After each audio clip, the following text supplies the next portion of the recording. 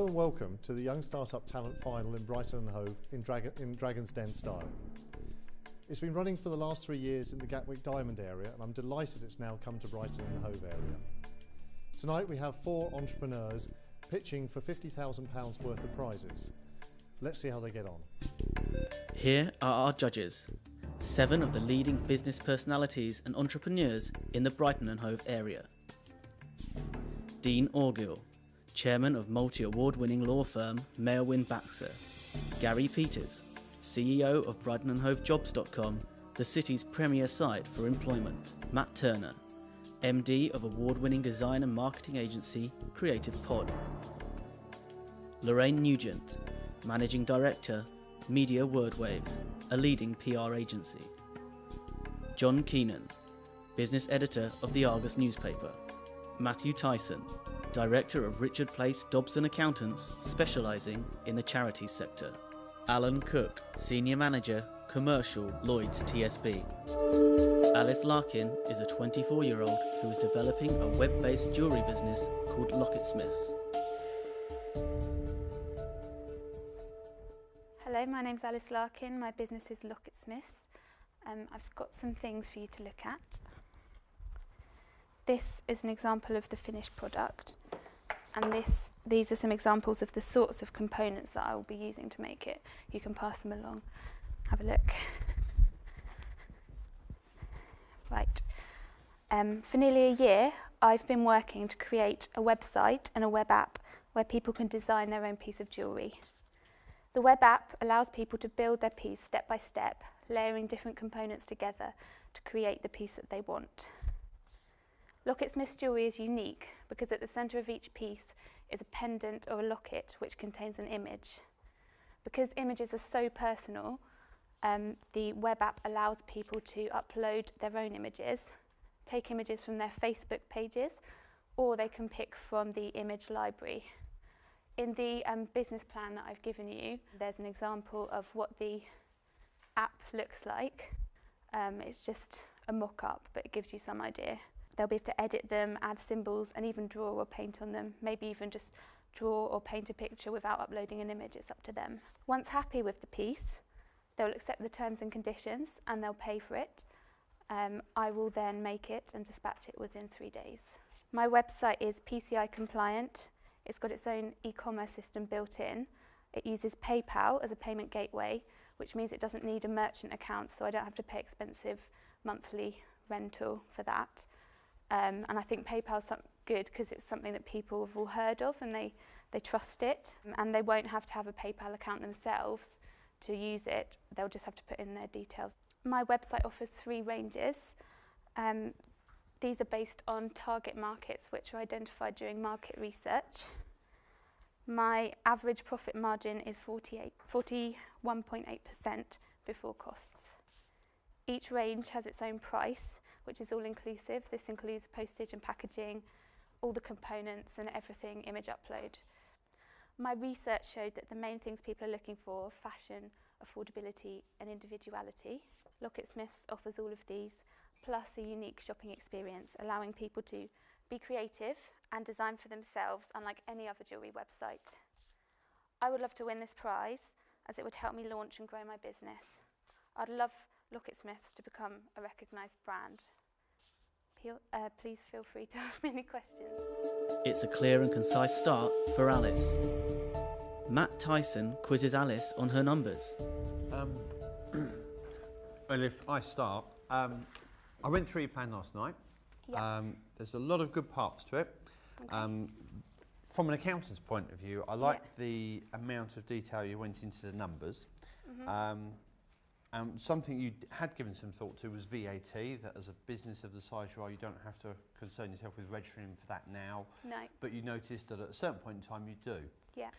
You said in your plan, I will absorb that 20% increase, which I don't generally agree with.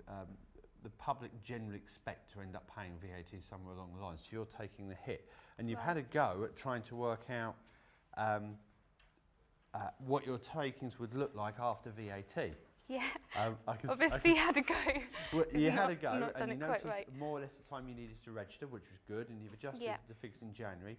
The way you worked out the VAT was not quite right, but you were nearly there. Okay. The only thing is you adjusted for it in January and then you forgot about it in February, March and the following months. Really? So you've only got it in the 1 month. Now, Oh. I say that because from an accountant's point of view, I've had a quick look at what that Means. impact would be. Right. And your executive summary and your report shows about a £12,000 profit, and I've worked out the adjustment as being about 11,500, Okay. which means you end up basically breaking even. Yeah. So yes, you'd look at the figures in a little bit more detail. You'd have an accountant help you, for example, but you're going to need to think through your pricing. Yeah. Because expenses will come out of places you won't have seen them yet. Yeah. And you need your pricing to be giving you a much bigger profit than you are at the moment. Yeah. I mean, I think a lot of it is that because it will be my first year of business and I'm being quite ambitious, I've put a lot of my costs in marketing and advertising. Obviously, they can be adjusted, but I wasn't really aiming to make well, in the first year, I think I wouldn't be aiming to make massive profits because I'd want to promote my business. So if you actually look at the figures, I think you'll see that a lot of my costs are marketing and advertising, and they could be adjusted. Explain how the app actually works, how it all brings it together.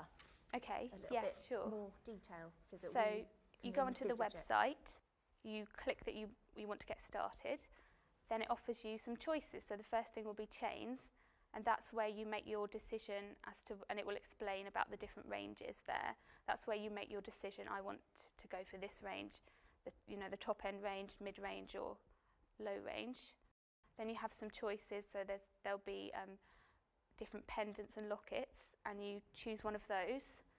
Then there are things you can add, like charms, feathers, things like that. You can add up to 3 charms, and you can have 2 feathers. Then you get to the image bit where you've got your pendant, where you need to upload an image. Once you've done that, the image is there, and it's for you to play with it. You can make it bigger, you can make it smaller, you can just see how it looks, you can draw on it, you can change the colours, you get the idea. It's a well thought out business plan by this budding young entrepreneur. Warren Munro is currently 22 years old. Warren has created a concept and business called Morigami. Hi, I'm Warren Munro and I'm the founder of Morigami. I would just like to show you a few things to pass around. I'd like to tell you a bit about my business. Morigami originates from origami, the paper folding art. Morigami will sell metal templates which will be flat and cut out on stainless steel sheet metal. Customers could buy. The variety of templates will range from a number of animals, birds, fish, sports memorabilia, photo frames, buildings, and a number of other possibilities. It looks like Warren has come well prepared for his moment in the den. The product will be posted flat and will come with a set of instructions which the customer can follow and build the structure. The target market include the public, the tourist attractions, national heritage, zoos, aquariums, and museums. The benefit of the product is that it's self-marketing. On each elephant, a Morigami logo or design will discreetly be displayed. Unique selling points of Morigami products are that they are different, they are visually interesting and appealing, and you can personalize it. Each piece will be sold for £16. This can be changed, but start-off sales will be £16. Postage for a structure like this, using Royal Mail, is £2.50. Packaging is estimated on a basis of buying wholesale packaging is 30p a product. Warren, can I just jump in with a quick question? You're proposing to have these at corporate functions, weddings. Weddings, yeah, that can be personalised. This to me looks like an accident waiting to happen. You've got people drinking, you've got young children. What do you say to the first mother who comes to you and says, your product has just blinded my child? Morigami products would want to be as safe as possible. So if there is any thought of danger, we would recommend, especially with drunk people around, that it is used wisely in the context that it's not thrown about. You're talking about children and you're talking about alcohol. children and people Children with and alcohol. You're talking about functions where people are drinking and where families are involved. Yeah. And you're talking about sensible So behaviour. health and safety for the Health product. and safety. For a product like that, if the trunk is a concern, if we have a safer, more user-friendly product, we would advise it. It's a strong comeback from the 24-year-old entrepreneur. Warren, you talked a lot about figures in there, of what it costs, what your profit will be. You've looked a little bit about VAT. Help me understand how you've actually arrived at those costings to see whether it really is a profitable enterprise that you're proposing. The machine will cost around about, it can cost from £5,000 to £10,000. This depends on the size of the machine and the power wattage. Sheet metal costs at the moment £1,500 per tonne, which will produce 5,000 of these structures at under 50p each. All right, all the scrap metal will be resold to get as much money back of the metal I can't use. And the sale prices at the moment for stainless steel and aluminium scrap metal are around 80p a kilogram. Warren clearly knows his commodity costs. Yeah, Warren, you've included £550 for marketing over the course of 12 months. Do you honestly think £550 is enough to market your business? No, but it's a cut that I've... Because the thing is, if it's not enough, then you're not going to do your sales. Right. So what you need to work out is, how much is it going to cost to find 2,190 customers? If it's more than 550 quid, then you're not going to meet your sales and you're not going to meet your profit. Warren, can I ask you a question? There's a rumour going around Brighton that I like to sponsor the odd thing and spend some money on marketing. Yeah. Why would I pay £16 for a flat bit of metal with my name on it? Bigger products will be more expensive. The small, on a size scale of what the paper is now, you would pay a lot less than £16. I would say around about £12 to £10 for that. Why would I spend £8 on a piece of metal to fold up? See behind it, the personalisation, and you could have that on your desk. If you are a football fan, you could have it on your desk with a pencil holder. Maybe if someone supports the same team, I would say, where did you get that from? If you don't like the product, not everyone will like the product, but these are figures that are based on research pretty much. Will people buy it? And if yes, how much would you pay for it? And this is the average price. Well, I think I like the product despite my aggressive tones, if you like. However, I think you need to really look at the costing side of things, because let's say I'm having a wedding or a corporate function where typically you get 50 to 150 people. At £16 or 10 or whatever it is per piece of metal to put a name on, it's not happening. However, if you can reduce that cost considerably, it'd be a really interesting product. Anya Krasnikova is 24 years old and produces family documentaries through her business AK Docs, a service offered by AK Studios. Hello, my name is Anya and my business is called AK Docs. It's a working title. The idea came when I was talking to a few friends who are journalists, and they just returned from Palestine. And when I was listening to their stories, I felt so excited and alive by just by their stories, and how I could never connect with a fiction story on the same level. So all the fiction stories that I've filmed and that I've watched, the stories aren't quite the same. So I've decided that it is the true stories that I wanted to tell. I will give them a pack. Once they receive it, the next step would be to register on our website. So the package would give them support and information, a short documentary lesson, and a brief to which they could, the brief of materials that they'll have to supply me with. I will make suggestions, so it will be an exciting interactive pack aimed at different markets. So for instance, for families, it would be something to do for children, so it would keep children entertained and occupied, and it could be good for a summer project or a weekend. And once they've collected all the information, they will go on our website and they will upload all the footage, at which point, if they meet the requirements, the website will tell them, okay, this is done. Now would you like us to, would you like to upload any more footage than required, which would be at an extra cost. Then we would ask if they would like some help digitalizing things or anything else that they might want extra on top of the package. Then it will go into the editing process where I'll be able to download the footage from the website to put into templates, because they would have followed my brief, so I would be able to do it fast and efficient to the templates that I have. And then I will give them the first cut.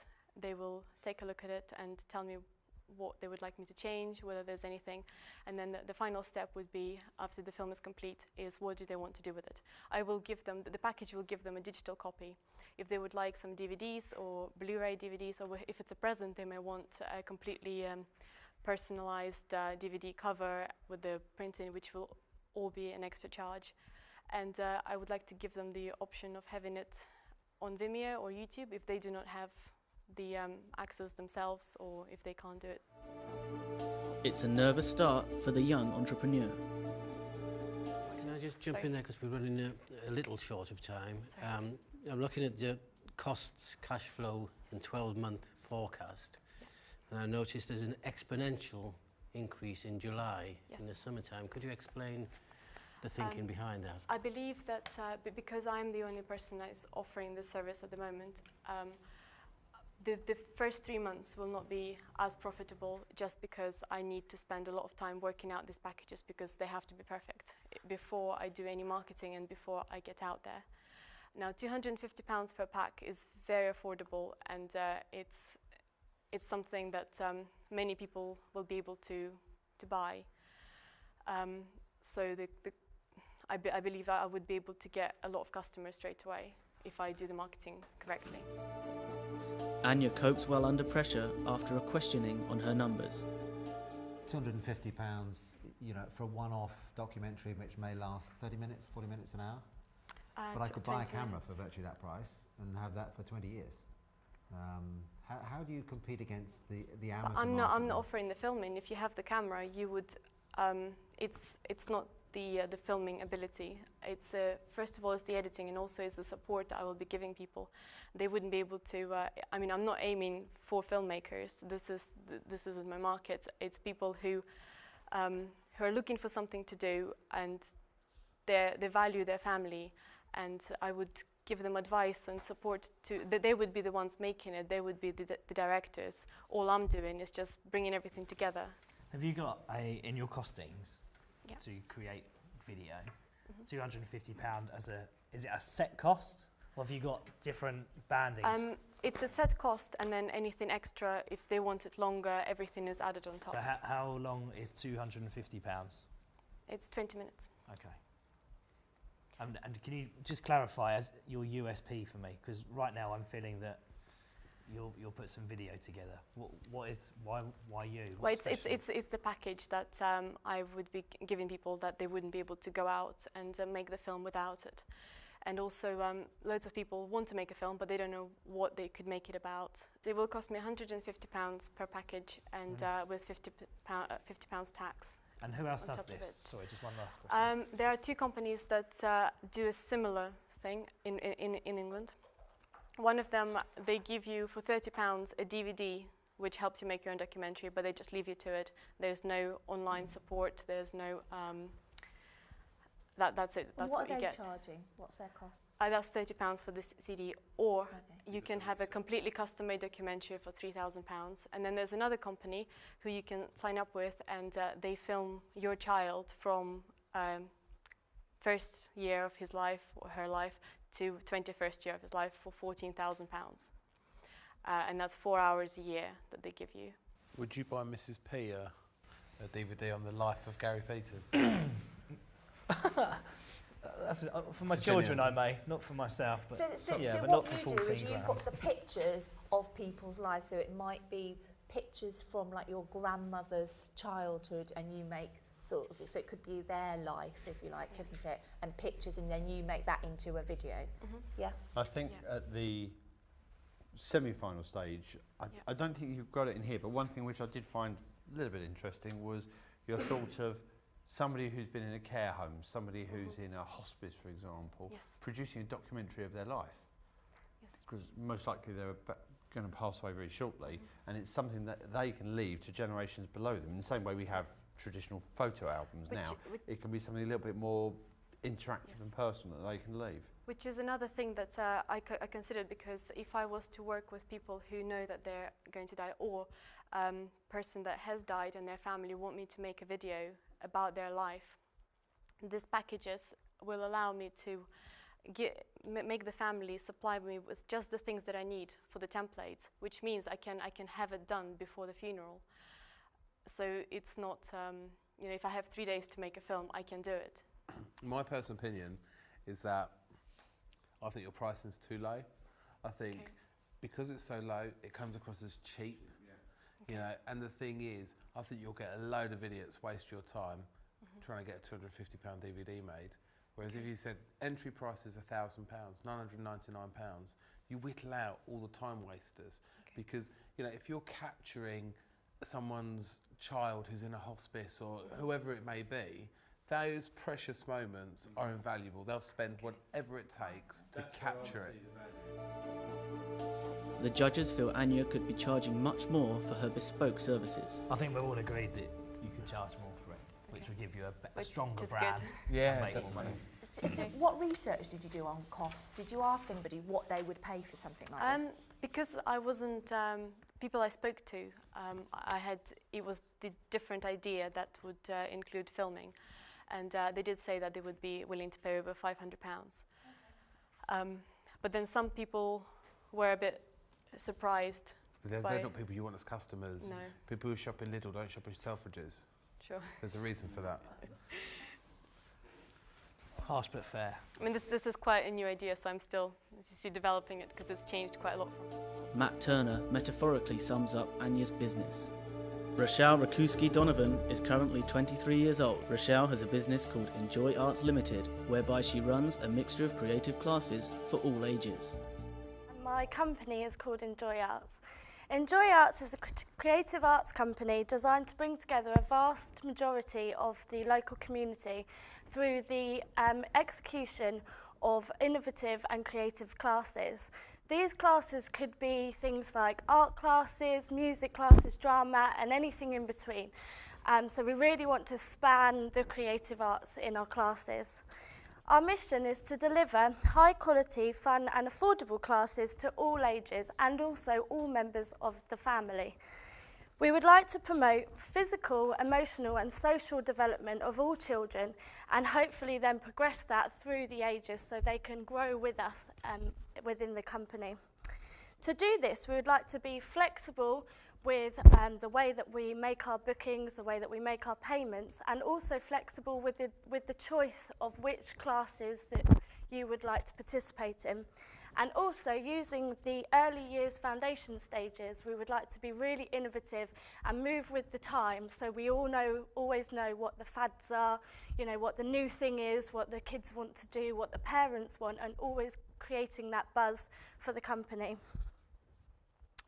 Like I said, we would like to create a really wide range of classes, firstly looking at dance, drama, art and music.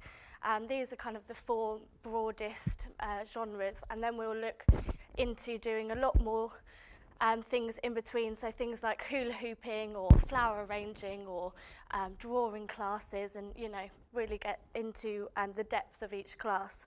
So after uni, I worked with an organisation called Aim Higher, which looked towards helping teenagers aim higher, basically, so looking towards the future and helping them decide upon what it is that they would like to do. This has been really, really good for me, as I've learnt about the children's development and also got to have first-hand experience with parents as well.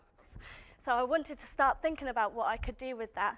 But also, when I was at the nursery, about a year ago, individually, lots and lots of people were coming up to me saying, do you know where a music class is? Do you know where a dance class is? Do you know about this? Do you know about that? And I thought, hang on a minute, there's so many classes in Brighton that offer these things, and they must be missing the mark somewhere, because they are now asking me. And I thought maybe it's because it's not easy accessible. Maybe it's because they're not flexible with the creative classes that they offer. And so I wanted to create a company that encompasses all those different arts under one branded company name. So our USP firstly starts with flexibility, and this comes into the flexibility of choice of which creative classes you would like to choose. So I've come up with an idea of having an Enjoy Arts card. So what you do is you buy one of the cards and you pay £30, and that gives you access to 6 classes. And the card has an expiry date of 2 months. So then I know that I've got the money and they're going to come back in a couple of months' time. Rochelle, I don't want to stop you with too much of a bump, but your passion for what you're doing comes across in spades. Your commitment to the business is absolutely clear. What I'm not sure about, having seen the plan, is where's the money? How is this going to make you rich? Okay, 1 second. Yeah, so basically you've all got my cash flow forecast. Do you have to bear in mind that that is only for the very first year of trading? I've only taken myself quite a small wage for a full-time employee, but the way that the company is going to make money is through adding classes and finding out what it is that they want and keep adding those classes. And also, the classes that are on there are 18 per week, but that's just talking about at any one time there's only one class going on. So you could think just in Brighton and Hove we could have 6 classes going on in the morning, 6 classes going on in the afternoon, 6 classes going on in the evening, and then that could then span across for the 6 days of the week. Can I ask you about your arts card? Because I like that concept of it, because it's the regularity of the income that's coming through. Why don't you do it on a sort of monthly subscription basis, rather than have it for, I think you said a 2-month period they were going to run it for, and you could come to 6 classes. Why don't you have it sort of on a rolling monthly direct debit, so that the payments are coming through and people, a lot of people carry on paying the direct debit. Like a gym membership. I just think with that, from talking to mums at the nurseries, they're very reluctant to commit before they've even tried things out. So I just thought to start with, I'm giving the flexibility to the parents more, and then as I'm more established, something like that could be set up because there's a buzz created. And they wouldn't be committing because it would be monthly and they could stop it if they want. I think if they met you and, bottle a bit of that enthusiasm, they'd sign up for a year ahead. Thank you very much. Rochelle, you mentioned that your industry prolific competitor, Tumble Tots, their biggest line of income is from merchandise. It is now, yeah. That's an idea. Why don't you sell a branded T-shirt, and then the children use that T-shirt to do arts and crafts on. So not only have they paid to be there, but they've paid for the merchandise. So it's double bubble. You've hit them twice. Yeah, that's a lovely and then your whole package as well. Advertises you as well, of course. Yeah. And once they've bought the T-shirt, they've got the T-shirt, it kind of would make them want to come again to make sense of belonging. Yeah. So is this a business or a social enterprise? I don't know the difference. So do you see it as a lifestyle, or do you see it as growing? How could it grow? Well, I think scale this for up? me, it started off definitely lifestyle, but since working on my business plan and things, I've noticed how it can make money. You've got the add-ons, you've got the merchandising, you've got adding classes all the time, you've got moving further afield as well, moving to different parts of Brighton. So if we've got, in the centre of Brighton, we've got a class that's doing really, really well, it's a dance class, say, we can replicate that and do that 5 times around the city, and then we've got that. I haven't got to do any more work. I've got the props, I've got the equipment, I've done the curriculum, but yet now I'm getting 5 times the amount of money. So that's made me realise that actually this can grow and grow and grow. And in 5 years' time, I'd look to be franchising or something like that and replicating the whole business into another creative city in the country. And do you think you've got what it takes to be a millionaire? Okay. Thank you. Okay. Thank you. Thank you very much. Well done. Thank you ever so much. Well, Dragon's Den is now closed, and what a fantastic set of entries we've had. First of all, can I thank Matt Turner and Lorraine Nugent for a wonderful presentation tonight, and all the judges and sponsors for their contributions. This is a wonderful initiative that I hope will go national very soon. Can I close by saying thank you so much to the entrants, and I hope that you've gained something by it. Whether you've won or just been part of it, I know you have a great future in the business world. Bye.